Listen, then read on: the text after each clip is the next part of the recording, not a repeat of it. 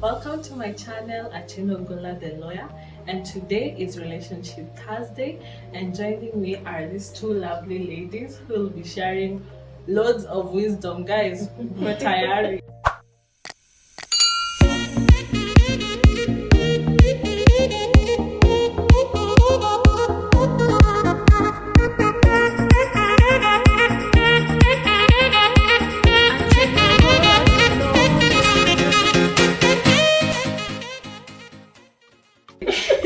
Yes, so on my father's right is in Nicole or Congo. Say hi, Nicole. Hello, guys. Yes, and right next to me is Angela Mora. Hi. Yeah, so we'll delve just right into the questions. But even before we start the questions, maybe Angie will tell us what you studied and what you do. Okay, I have done procurement, but currently I'm focusing on maintenance and operations in our company. Yes, that's what I do. Okay, thank you. Nicole? I'm an advocate with a high court. I do commercial transactions. Okay, thank you. So we are going to delve right into the questions, and what we're going to be talking about are things that every couple must discuss before getting married. Yeah, guys, I'm not married. Yes, but these two lovely ladies, 0 to 5, we've been in it. Been there, done that. Yeah, so they have loads of wisdom to share. So the first question I'd like to ask is debt. Should people talk about debt before marriage? Maybe should someone share, like if they have any debt they've incurred or any loans? Nicole? It's a topic that most people don't discuss. Yeah, because when you meet a young person, you'd expect they're just fresh from school. Unless this is an elderly person, you'd expect maybe help loans. Those are the loans that most people have, but not there are no major projects like construction, purchase of housing or property for young couples. But I think it's a topic that people should I agree. It's very important to discuss about it because then you know where your commitments are. Once you begin, you don't feel like there's any strain or where is the struggle coming from. So it's good that you bring it to the table. Wow, thank you so much on that. The next question is about children. Do you want them? If so, how many? I mean, okay, I don't know. In the African society, I don't know if it's the lady or the guy to decide how many children. Angie, what's your take on this? My take on it, both of you should decide because at the end of the day, both of you are involved in raising up the children. So you have to decide prior because there's someone who will come and they'll say, I don't want any children. And if the other person wants children, there'll always be a rift in between them as time goes by. So it's one thing that should be discussed, agreed upon, because children, you raise children, you have to put your time, your finances, your energy. So it's something that is really important to discuss. Yeah, sure. My take is most marriages don't start with weddings. Some start with children. So it depends with the setup that you are in. As much as we want to talk about not having children or having children, we come from societies where having children is part of the bond. You see, so it is not a matter of whether we want children or not in an African society. It is how many. Yes. Yeah, because in our societies, we are in Kenya. Your mother-in-law will want grandchildren. Your mother will want children. Understand? So we want to westernize our lives and our society, but the truth is, let us embrace the fact that having children is part of family. Sometimes they start before, sometimes they come after. So it's just it's a matter of how many. How many? For me, it's 5. I think, Jane. Yeah, like yes. Oh, how many would you want? 4. But 3, I'm good with 3. But you see, at this point, the women is deciding. So yes, we want to talk about couples talking about children, but sometimes it is a one-man show, to be honest. Okay, so it's the lady who decides. Yes. Yeah. True. Because she's the carrier. She's the carrier. So it is about the compatibility of the body. Sometimes you realize the body can't do more than 2 or 3. Some medical conditions also determine how many children you have. Yeah. So if the you don't have any medical condition, then you can have as many as you want. Sure. And you have the money. Yeah, so the next question is on location. Like, should people discuss where they want to live long term or short term? That's yes, we should, because it determines also where you're going to raise up your children, where the children are going to school, and also where you work. So you can always come to a compromise depending on the school, because I'm sure the children come first, so that it's flexible for them, and also where it's convenient for you to work. It will be very important in terms of long term. Also, where it's safe, where it's easy for you to purchase and build, because also you have to think about the cost involved. So it's really something that both of you have to decide, so that you both understand that. Yes. Yeah. True. Yeah, it's very important to look at the location, but I think sometimes factors change as to where you really want to live, because sometimes you want to get into politics. You are looking for that safe area. Yes, where you want is affordable, but where is safe? So it comes with careers and dreams, and the children. Where would you get good schools for your children?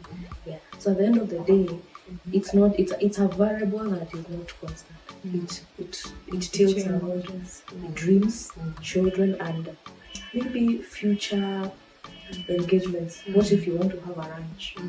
You want to do truck business, and you want to have a truck area, and you want a very big area, and you wanted to live in Westlands as your dream.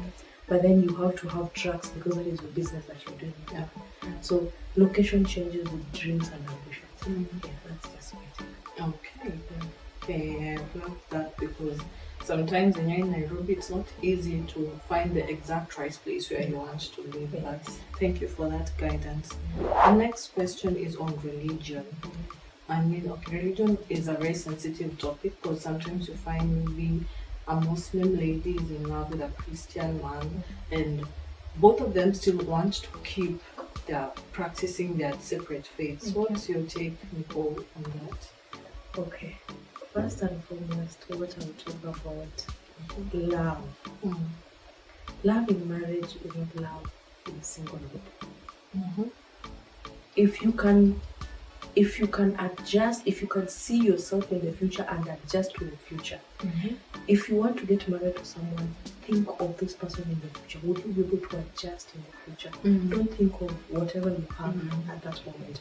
Because once you want to love this Muslim, you want to love this Christian, your faiths are so very far from each other. Will you be comfortable with having your children one Friday go to the mosque, the next weekend has to go to a Sunday school? How would you want to adjust? At the same time, would you want to adjust with the fact that there will be other women who have to be married according to the cardinals? So you have to view this man in the future, not at that particular time. Because if you view that friendship or marriage at present, you will be blinded by what can come in the future that you might not be able to handle. So yes, it's okay. You can have that understanding between the two of you, but as married women, things change. And the feeling that you have, what keeps marriage is not love, it's commitment. Wonder why it says that. People ask her, why is it that you're married this long? She says that it's the fact that I come to the house every day. Sometimes it's a matter of coming to my house every day. Because no marriage is perfect. The fact that you come every day makes the marriage. So is it a place that you'll be comfortable with that religion coming to every day? Yeah, that is the main point for me. For me, I would say religion is something that is very heavy on most of the people.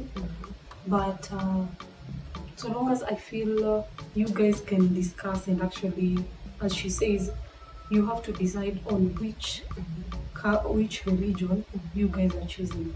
Because at the end of the day, there are some things, there are doctrines that if someone sees you practice, they'll be like, what is this you doing? Yeah. But if you have a similar background, then it's easy for you. It's easy for you to decide on things. You know this is okay with you and this is not okay with me. Then you know where to draw the lines. When children also come up, they need to be brought up in a stable, I would say a stable way. They need to be led. And all of you have to have the same script. This is what you're doing and this is what you should be practicing. So it's easy for them to blend in, I would say. So they know, okay, all of us have to follow this path. This is what works for us. And when we say about marriage and love, I would like to say love is a feeling. It's fickle. Sometimes you don't wake up and you feel like there is love. What makes you stick there? It's actually, as she says, it's the commitment. You commit, even as you're going to wed, you commit. It's a commitment you're making. I will be there through thick and thin. So that is why it's very important to actually do pre-counseling before marriage, so that you guys, you can decide. So that you guys know, I'm sure, because the person who's speaking to will be speaking from experience. What they have seen come 10 years, 20 years, 30 years. So they bring it up to speed to you. Will you be able to handle this? So decide this one now. It's tough, but it's a decision you have to make. Because at the end of the day, she says, you have to look 10, 20 years. Where do you see yourself? Do you see this person like this? Is it the same religion that you want to see your children grow up in? Yes. On both sides. Thank you so much for that, because I know many youths are struggling with that, and they are toying between, okay, choosing the person I love over my religion, but I think it's more about, as you say, long term. Do I see myself with this person long term? Thank you so much on that. And of course, now the dream home, which we already tackled in the location, but I just like to talk more about it, because I don't know, is there a certain age where you should start building, or is there a recommended time to focus on that dream home? What do you think, Angy? Okay, for me, my dream now, and compare it to 10 years, it goes changing. Yes, because also it depends with the challenges and how things change in the society and also in your country, finances. You grow. You're not the same the way you were 5 years back.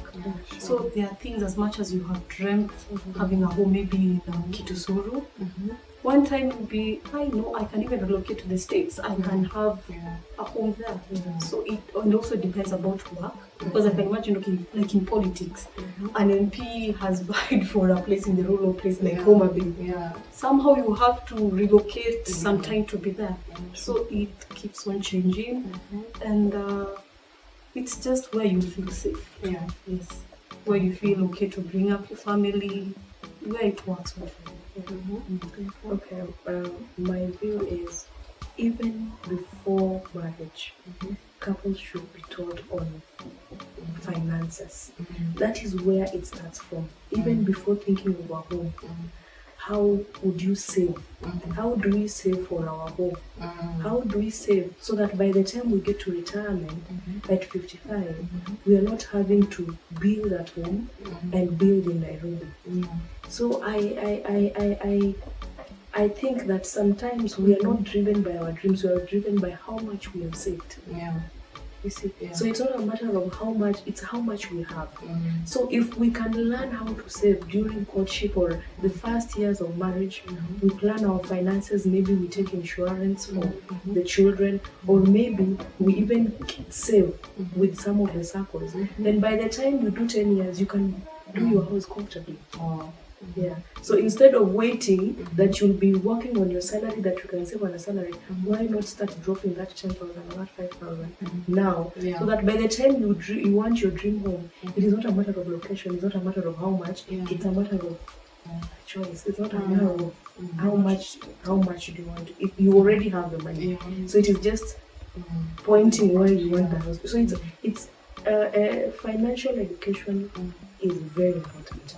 Yeah, it's very important for us. Yeah. So that at the end of the day, we have that home that we want, not fixated on a budget. Yes, true. You see, now everybody is asking, hey, where is Ngong? You see, how much are we paying here? Because if you had saved, with even with a circle, some houses were even being sold at Kitusuru. At 10 million, you could have bought that. Yeah. But if you're waiting to buy with your money, it may become a little bit harder. So it's good to have that financial education. So that is just my take on how to have it. Wow.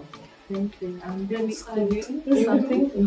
There's something that I've come to realize and also learn when we speak to women. We have, unfortunately, in the African society, we are brought up knowing that we are nurture. So most of the time, even if we get money, we find we're using that money to nurture. It's in the house, it's in where. You're always trying to make everyone comfortable in that. Yes. And we are not really, and for the men, they are told you're supposed to provide, build. So our mindsets are a bit different, but what I'd like us to maybe share and also encourage one another is, as long as you're a young lady, even just before marriage, it's important that you try and save, try and invest, try and never think that you're too young for these things, no. Because when it comes about you want to choose a place, even if you're still single and not still married, you have to have a vision. Yeah. So if you're seeing yourself maybe living in Gong, Karen, I'm sure there's a budget. Right now, you know, lands cost this much, or houses cost even 75 million. So you can start investing from right now. 5 years, maybe from 20 to 25, it's actually a big deal.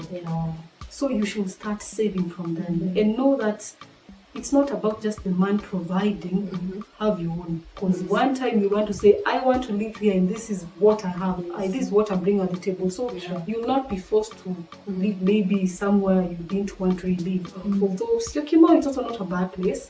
It's cheaper than Karen, but that is where you get to weigh your options.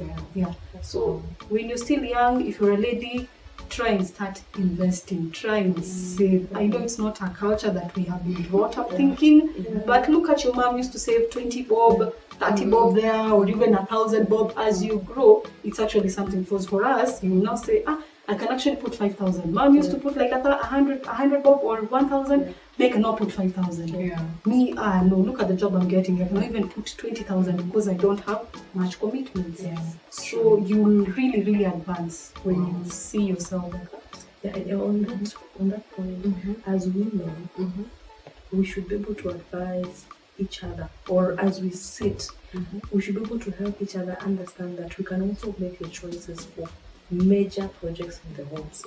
We don't have to leave it for the men to do it. Like to build, you can just tell your husband, I have bought land, can you do something about it? They would actually appreciate rather than you waiting for them and then now start complaining. Be like other men who have homes.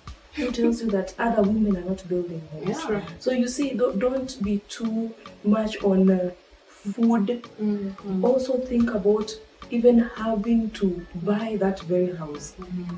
So because because of our cultural differences, we are pushed to have two homes in our rural homes and in Nairobi. So you should be able to chip in, not in a biased way, but men love women who help them advance to the next level. Not every time, give me 5,000, give me this for my nails, give me this. When will you one day arrive and say, babe, I think we have this amount of money, can you do something with it? So that at the end of the day, you're not just a property in that house, but you're part of that home. So it's very important. I know ladies will thank you later. No, some of them will not, because Yeah. I've seen most people say, oh, there's some prominent people who chase their wives out of that horrible. But we all understand the legal aspect of owning property. If we have joint ownership, then you don't have a right to send me out of my home. Yeah, true. You see. So also let us be educated legally on how to acquire property and make sure that even if there is a moment of separation, which we do not advocate for, you are able to get what you save for. So even if you have to sell that house and get the proceeds part of yours, you can start a life somewhere. But you cannot just sit down and say, if I build, another woman will come and sit. It's because that is what you plant in your head, and you do not even organize your finances well, your legal papers well, that at the end of the day you do not even have a title deed. The title deed is not in your name. The house is not in your name. You don't even have any document to prove that you did anything in that house. Do not do anything without having a forethought of it. Have a plan for it, so that in any eventuality that maybe we have an issue, which happens every day, you can have your proceeds, which is very fair to start a life somewhere else. So we are not advocating for divorce and all that, but we are just saying be wise. Just be wise. Yes. Thank you so much. Thank you. Then the next issue is on bank accounts and bill sharing. Should couples share same bank account or keep individual accounts or have both? And then which bills should be paid by which accounts? Yes, Angy? Okay, for what I think, you have to decide, because I'm sure everyone has their own input. It might not be the same, inputs are different. So you will decide if either you can have each an account, then maybe a joint account where you can input now the things that you're supposed to settle in the house. This much bill will go for this, and this will go for that and that. This is the emergency kitty and things like that. So I know it's a very topic that people don't want to talk about. Everyone wants to keep their finances back and check. No one really wants to expose all that, but there are some who actually have joint and it works. And also it depends on people's personalities. But what we just hope for is you can have something that you guys can do together, so that it's easy for you to say, okay, these billings, this much money can go to this and this allocation. Then you can make your decisions well. I think it's very important that you also learn your spouse, their spending habits, their saving habits, so that at the end of the day you don't have a joint account and then you realize the account is empty. Wow, You understand? So I'm an advocate of learn who you are with. Do not read your man in a book. He is right in front of you. If he's a spendthrift, know he's a spendthrift, have your own account. If he's a saver, have a joint account and have projects for it. Because at the end of the day, the superior part of I am the head of the house will always come up. And they'll tell you, I am the head of this house. What will you do? So for me, learn your spouse. Sharing bills is necessary, so that your husband or yourself does not get overwhelmed with bills. It's very important, because we also have parents. In our society, we don't take our parents to homes, all people's homes. We still have to support them at old age. So I know some people take to them, but for us, even according to our different cultures, it is a taboo to have our parents in old people's homes. It's a sign of neglect. So you realize that this person has to also be sending money monthly to their parents. You understand? You also have to send some monthly amount to your parents. So what you do is, after you've learned each other on how you can save money, then you can see that you have to have joint accounts. Some people it works for them. But if you realize that one of you is a spendthrift, or you're not able to do projects together, it's not a do and die situation. Have your own account, manage it. There are some people who you start a project, they join you. You understand? So you start something, they join you. It is not that they are bad people. It's just that they are melancholy, they're skeptical about things that have not yet started. Once it has started, they can join. But the account, joint account, it is not a mandatory thing. If you realize there is a small hitch in terms of managing finances, don't push it. Yeah. Yeah, otherwise you'll wake up and mama the account is empty. Sure. And you have Yes. children. And you have children. Yeah, it's really crazy. I think COVID has really taught us True. that to the best way possible. Yeah.